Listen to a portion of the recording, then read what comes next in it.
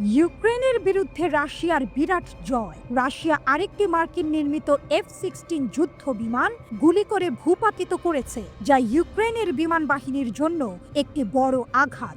ইউক্রেনীয় বিমান বাহিনীর মতে, যুদ্ধ অভিযানের সময় যুদ্ধ বিমানটি ধ্বংস হয়ে যায় এবং পাইলট দুঃখজনকভাবে প্রাণ হারায়। ইউক্রেনীয় বিমান বাহিনী তাদের টেলিগ্রাফ চ্যানেলে এই ক্ষতির বিষয়টি নিশ্চিত করেছে।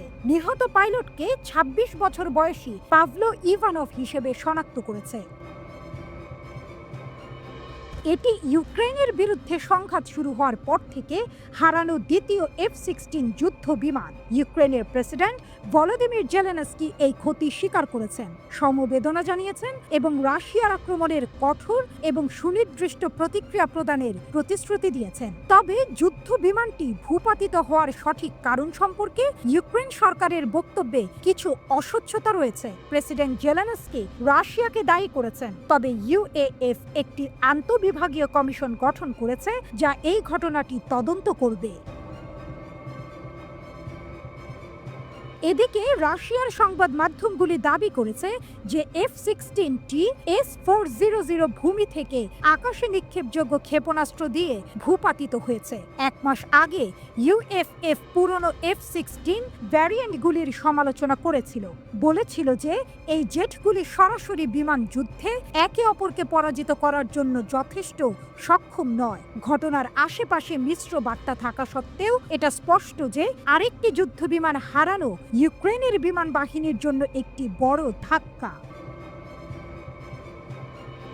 এদিকে কুর্স্ক সীমান্তবর্তী ইউক্রেনের সুমি শহরে রাশিয়ার ক্ষেপণাস্ত্র হামলায় অন্তত ৩২ জন নিহত হয়েছে এবং ৮৪ জন আহত হয়েছে বলে জানিয়েছে ইউক্রেনের কর্মকর্তারা।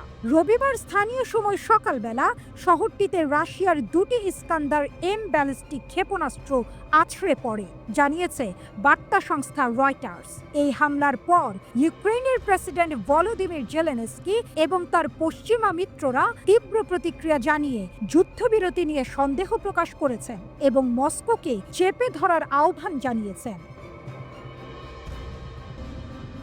কেবল বদমাশরাই এমন কাজ করতে পারে সাধারণ মানুষের জীবন কেড়ে নিতে, তাও এমন একদিনে যেদিন মানুষ গির্জায় যায়, বলেছেন জেলেনস্কি। রুশ প্রেসিডেন্ট ভ্লাদিমির পুতিন যুদ্ধবিরতির প্রস্তাবকে অবজ্ঞা করছেন বলেও তিনি অভিযোগ করেছেন। হামলায় ব্যবহৃত ক্ষেপণাস্ত্রগুলিতে গুচ্ছ গোলাবারুদ ছিল, এমন দাবি করেছেন ইউক্রেনের প্রেসিডেন্টের chief of staff Andriy Yermak. যত বেশি সম্ভব বেসামরিককে মারার জন্যই রুশরা এমন হামলা চালিয়েছে, বলেছেন তিনি। পুতিনের সঙ্গে মার্কিন প্রেসিডেন্ট ডোনাল্ড ট্রাম্পের মধ্যপ্রাচ্য বিষয়ক দূত স্টিভ উইটকফের বৈঠকের পরই এই হামলা হয়েছে। শুক্রবার সেন্ট পিটার্সবার্গে এই বৈঠকটি হয়েছিল। ৪ ঘন্টার এই বৈঠক নিয়ে সন্তোষ প্রকাশ করেছিলেন কিরিল দিমিত্রিয়েভ। তবে পরে ট্রাম্প হতাশা প্রকাশ করে লিখেন, রাশিয়ার দ্রুত সমঝোতায় আসা উচিত। অনেক মানুষ মারা যাচ্ছে, প্রতি সপ্তাহে ১,০০০-এর বেশি মানুষ মারা যাচ্ছে এই ভয়ানক ও অর্থহীন যুদ্ধে।